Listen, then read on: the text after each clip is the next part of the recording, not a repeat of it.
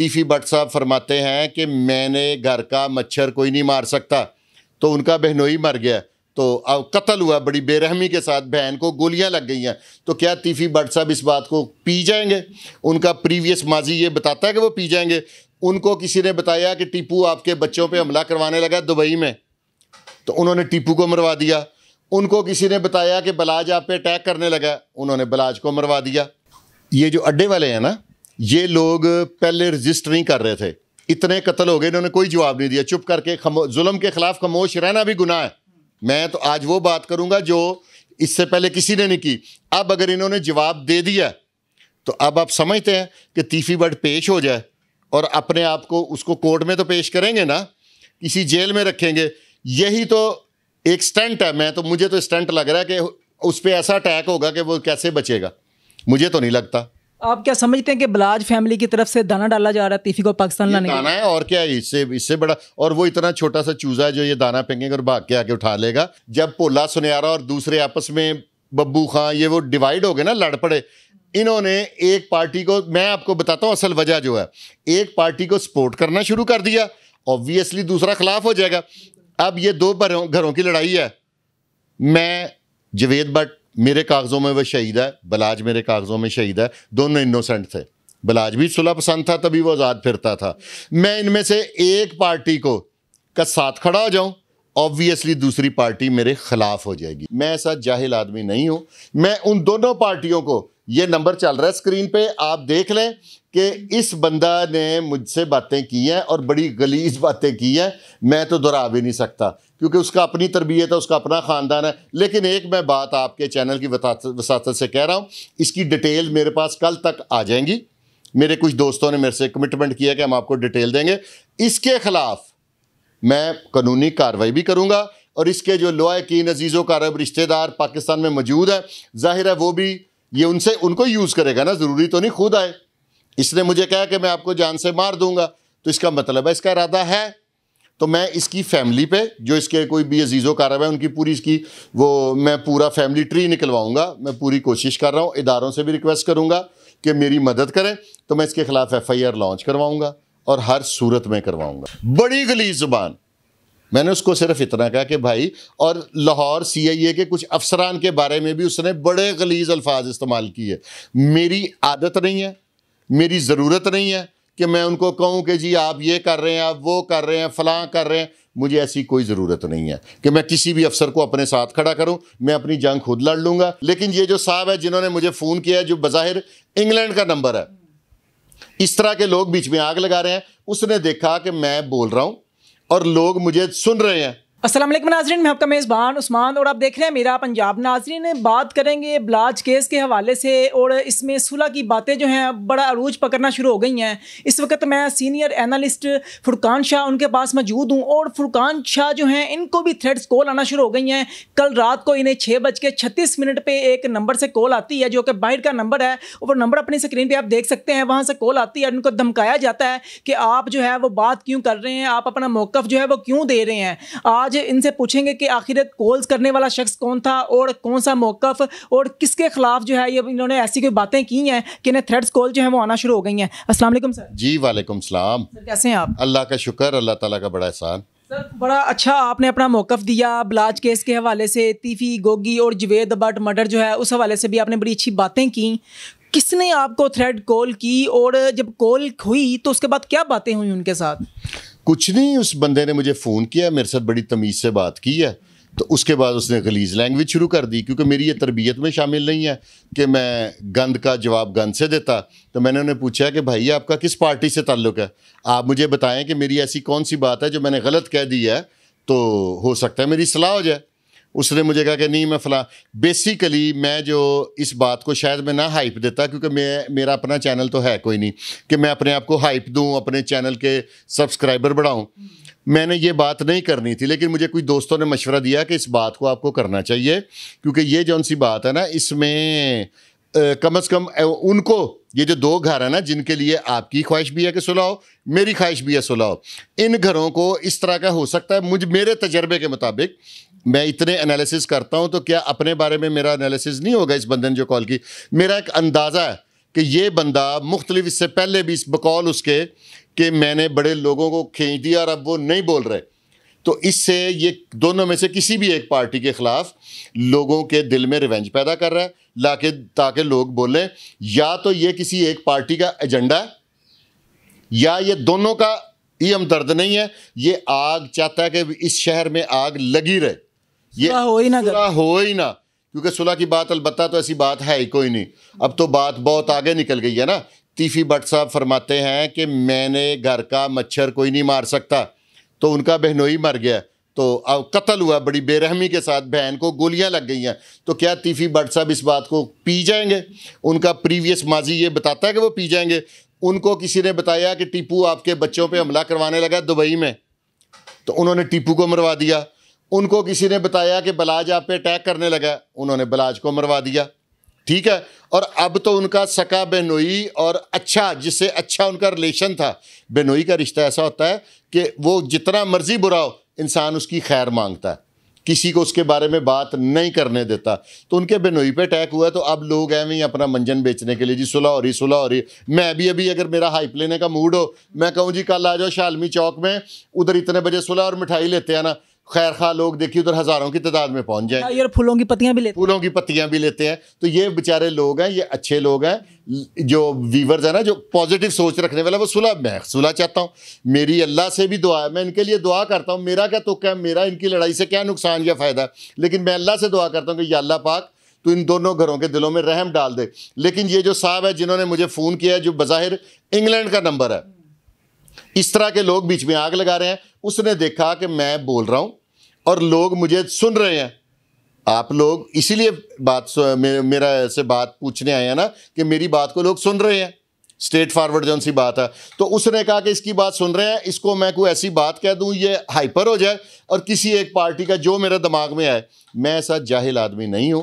मैं उन दोनों पार्टियों को, ये नंबर चल रहा है स्क्रीन पे, आप देख लें कि इस बंदा ने मुझसे बातें की हैं और बड़ी गलीज बातें की हैं, मैं तो दोहरा भी नहीं सकता क्योंकि उसका अपनी तरबियत है, उसका अपना ख़ानदान है। लेकिन एक मैं बात आपके चैनल की वसातत से कह रहा हूँ, इसकी डिटेल मेरे पास कल तक आ जाएंगी।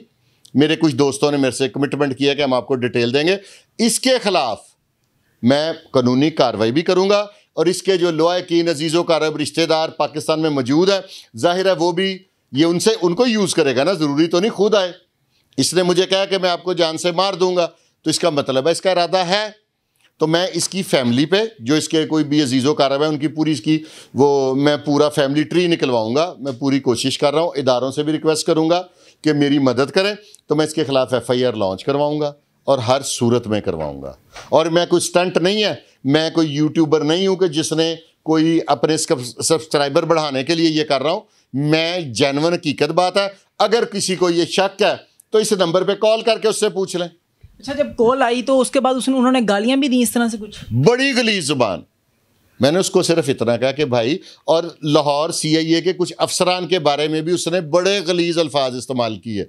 मेरी आदत नहीं है, मेरी ज़रूरत नहीं है कि मैं उनको कहूँ कि जी आप ये कर रहे हैं, आप वो कर रहे हैं, फ़लाँ कर रहे हैं। मुझे ऐसी कोई ज़रूरत नहीं है कि मैं किसी भी अफसर को अपने साथ खड़ा करूँ। मैं अपनी जंग खुद लड़ लूँगा। हक़ के लिए खड़ा होना ना कोई बुरी बात है और ना कोई कमज़ोरी है। और इंशाअल्लाह ताला मैं इसको सबक सिखाऊँगा कि इसने मेरे बारे में जो गुफ्तगू की है ना, इसको पूरा मैं लेसन दूँगा। बच्चू पहलवान जो है उन्होंने कहा कि तीफ़ी जो है वो पाकिस्तान आ जाए तो हम ख़ुद को जो है वो पेश कर देंगे। ये जो अड्डे वाले हैं ना, ये लोग पहले रजिस्ट नहीं कर रहे थे, इतने कत्ल हो गए, इन्होंने कोई जवाब नहीं दिया। चुप करके जुल्म के ख़िलाफ़ खामोश रहना भी गुनाह है। मैं तो आज वो बात करूँगा जो इससे पहले किसी ने नहीं की। अब अगर इन्होंने जवाब दे दिया तो अब आप समझते हैं कि तीफ़ी भट्ट पेश हो जाए और अपने आप को, उसको कोर्ट में तो पेश करेंगे ना, किसी जेल में रखेंगे। यही तो एक स्टंट है। मुझे तो स्टंट लग रहा है कि उस पर ऐसा अटैक होगा कि वो कैसे बचेगा, मुझे तो नहीं लगता। आप क्या समझते हैं कि बलाज फैमिली की तरफ से दाना डाला जा रहा है तीफ़ी को पाकिस्तान लाने के लिए? दाना है और क्या है, इससे बड़ा। और वो इतना छोटा सा चूज़ा है जो ये दाना फेंकेगा और भाग के आके उठा लेगा। वो भी एक काइया आदमी है, वो लाहौर शहर की पैदाइश है, वो 67 ईयर्स उसकी एज है। और तीफ़ी ये जो अड्डे वाले हैं ना, मुझे इनकी आज तक समझ नहीं आई। ये जितने सियालकोटिये बदमाश थे ABCD, यही पहले इनके पास आते थे। ये डिनाई करें, मैं साबित कर दूंगा। बाद में ये नहीं कि दुश्मन हो गए। इनको अपने ऊपर भी थोड़ी सी नजरसानी करनी चाहिए। जब भोला सुनयारा और दूसरे आपस में बब्बू खां ये वो डिवाइड हो गए ना, लड़ पड़े, इन्होंने एक पार्टी को, मैं आपको बताता हूं असल वजह जो है, एक पार्टी को सपोर्ट करना शुरू कर दिया, ऑब्वियसली दूसरा खिलाफ हो जाएगा। अब ये दो घरों की लड़ाई है। मैं जवेद बट मेरे कागजों में वो शहीद है, बलाज मेरे कागजों में शहीद है, दोनों इनोसेंट थे। बलाज भी सुलह पसंद था, तभी वो आज़ाद फिरता था। मैं इनमें से एक पार्टी को का साथ खड़ा हो जाऊं, ऑब्वियसली दूसरी पार्टी मेरे खिलाफ हो जाएगी। इनकी ये गलती है, जहां से करते करते कहां तक पहुंच गए। सुलह सलाह मुझे कहीं नहीं नजर आ रही। ये बस ऐसे स्टंट है। अगर आपने भी लेने हैं फॉलोअर्स तो सुबह का ऐलान कर दें कि सुबह वहां पे आ जाएं शालमी चौक में और फूल लेते हैं तो सुलह, तो वो ठीक है। मेरी कोशिश भी है, मेरी दुआ भी है। मेरे इतने वसाइल नहीं है। जो लोग पहले सुलह में पड़े हैं उनको जौन सा प्राइड ऑफ परफॉर्मेंस मिल गया, गालियां मिली है, तो मैं इस तरह का प्राइड ऑफ परफॉर्मेंस लेना नहीं चाहता। ना ही मेरा इतना कद है कि मैं इतनी बड़ी सुलह में पढ़ूं या कुछ। दुआ ज़रूर कर सकता हूं और मैं रोज़ाना करके सोता हूं कि या अल्लाह इनकी सुलह करवा दे। ज़राए के मुताबिक खबर ये भी है कि दोनों जो पार्टीज़ हैं, बलाज ग्रुप और तीफी ग्रुप, इन्होंने इंटरनेशनल शूटर्स जो हैं वो हायर कर लिए हैं। दुश्मनी जो है वो अब शूटर्स के थ्रू जो है वो की जाएगी। क्या कहेंगे? इससे पहले भी शूटर्स के थ्रू है। दोनों ने तो मुझे नहीं लगता है कि एक दूसरे की कुत्ते को पत्थर मारा हो, शूटर्स ही कर रहे हैं। लेकिन एक मैं आपके चैनल की वसातत से एक बात क्रिस्टल क्लियर कर दूं, ये फाइनल एपिसोड है। टीवी ड्रामा देखते हैं कभी कभी, उसमें एक लास्ट एपिसोड आता है जिसके बाद ड्रामा ख़त्म हो जाता है। ये लास्ट एपिसोड शुरू हो गया। ये आप मेरी इन अल्फाज को नोट फरमा लें, दोनों तरफ से अब लास्ट एपिसोड है। वो 1 माह में हो जाए, वो 6 माह में हो जाए, वो हफ्ते में हो जाए, वो 10 दिन में हो जाए, ये लास्ट एपिसोड है। मैं बार बार कह रहा हूँ, लास्ट एपिसोड शुरू हो गया। अब ये दुश्मनी का शाखसाना ख़त्म हो जाएगा, लाहौर जो है वो पुरस्कून हो जाएगा। लेकिन इसको आखिरी किस्त जौन सी है वो बड़ी बाज़ हीनियस भी होती है। उसमें हीरो भी मर जाते हैं, विलन भी मर जाता है, हर चीज़ ख़त्म हो जाती है। अब पता नहीं ये किस तरह की, अल्लाह करे ऐसा ना हो, इनकी सुलह हो जाए। जो भी है ये लास्ट एपिसोड है। लाहौर शहर ने बड़ा अपना आपको, जो बाज़मीर लोग हैं ना वो लाश खून देख के डिस्टर्ब हो जाते हैं। लाहौरियों ने बड़ा कत्लेआम देख लिया है, अब नहीं होगा इंशाअल्लाह ताला। जो बच्चू पहलवान है उस हवाले से आप क्या कहेंगे? क्योंकि वो कहते हैं कि तीफी जो है वो अगर ख़ुद को पाकिस्तान में ले आता है, यहाँ पे पेश कर देता है तो हम सुलह कर लेंगे, 1 मिनट में सुलह हो जाएगी अगर तीफी ख़ुद को पुलिस की हिरासत में ले आता है। ये पता नहीं क्या क्या स्टंट है। मैं इनकी किसी भी सियासत का डर्टी गेम है, इस दुश्मनी को मैं डर्टी गेम कह रहा हूँ। बहनों बूनों को गोलियां लगनी, नजायज़ बेगुनाह लोगों को मार देना, तो मैं इस डर्टी गेम का हिस्सा नहीं बनना चाहता। इस पर मैं कोई कमेंट करना नहीं चाहता। लेकिन आप बच्चू पहलवान साहब का बार बार नाम ले रहे हैं, बई पहलवान साहब क्यों नहीं आ रहे स्क्रीन पे? ये तो आपके इल्म में होगा, अगर आप बताएं मुझे कि ऐसी क्या वजह है कि वो क्यों नहीं आ रहे। उनका तो दामाद भी था, हसन पहलवान भी नहीं आ रहे, ये क्या वजह है? मुझे ये को थोड़ी सी आप गाइड करें, आप पसंद फरमाएंगे। ये भी कोई गेम लगती है जहाँ तक जो कि हमें चीज़ें नज़र आ रही हैं।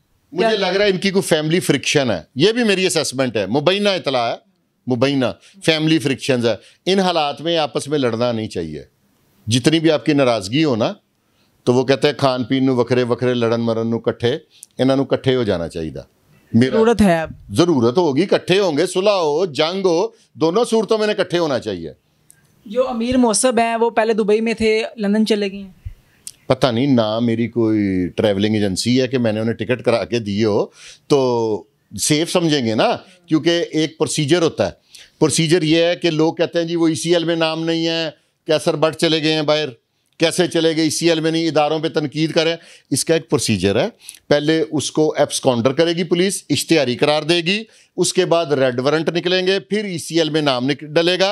एक प्रोसीजर से गुजरना पड़ेगा। अभी वो हर प्रोसीजर का एक टाइम होता है, टाइम फ्रेम है, टाइम लिमिट है। अभी वो लिमिट क्रॉस ही नहीं हुई, अभी वो पूरी नहीं हुई, वो सारे बाहर निकल गए। अब दोनों घर बाहर से जंगो जदल करेंगे, यहाँ पे नहीं होगी। अब क्या आप समझते हैं कि इन्हें जो है वो पाकिस्तान से बाहर चले जाना चाहिए दोनों फैमिलीज़ को, ताकि दोनों फैमिलीज सेफ रहें?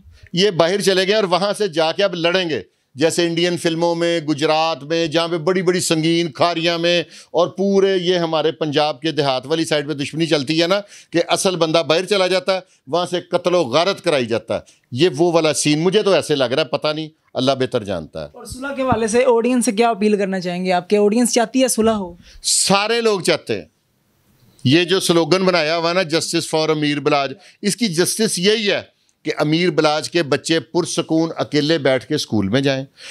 तीफी बट के बच्चे जो एचिसन में पढ़ते थे और तालीम मुकम्मल नहीं कर सके इन दुश्मनियों की वजह से, ठीक है, उनके बच्चों के आगे बच्चे आज़ाद फिरें, हसन पहलवान के बच्चे फिरें, इनके पूरे ख़ानदान की आज़ादी दे दें। जो चले गए हैं उसको मकाफ़त अमल समझ लें, अल्लाह की रज़ा समझ लें, जो भी समझ लें, और खुदा की खातर इस दुश्मनी को ख़त्म करें। अगली नस्ल के गले में ढोलना डालें। जैसे ये मसहब है, क्या वो बैरिस्टर बन के कत्ल का मुलज़म बनने आया था पाकिस्तान में? नहीं, बिल्कुल नहीं। वो लोगों के मसले बैरिस्टर बन के अब लोगों की इमदाद करते हैं ना, कानूनी मदद करने के लिए आया था बेचारा, तो उस पर कत्लों की दुश्मनी है, उनकी आगे नस्लों में कत्लो गारत, तो ये बहुत बड़ा एक जुल्म हो जाएगा। नाज़रीन, आपने फुरकान शाह की तमाम तर बातें सुनी हैं कि आखिर सुलह की जो बातें हैं वो हो तो रही हैं, लेकिन सुलह के कोई चांस नज़र नहीं आते, क्योंकि कुछ ऐसे लोग हैं जो कि कोई तीसरी पार्टी ऐसी कोई चीज़ है जो कि चाहते हैं कि सुलह ना हो। हर दफ़ा सुलह की बातें होती हैं लेकिन बाद में फिर जो है सुलह नहीं हो पाती। तो आप इस हवाले से अपनी क्या कीमती राय रखते हैं? अपनी कीमती राय से हमें ज़रूर आगाह कीजिएगा। इसी के साथ इजाज़त दीजिए, देखते रहिए मेरा पंजाब। तब तक के लिए अल्लाह ने के बाद।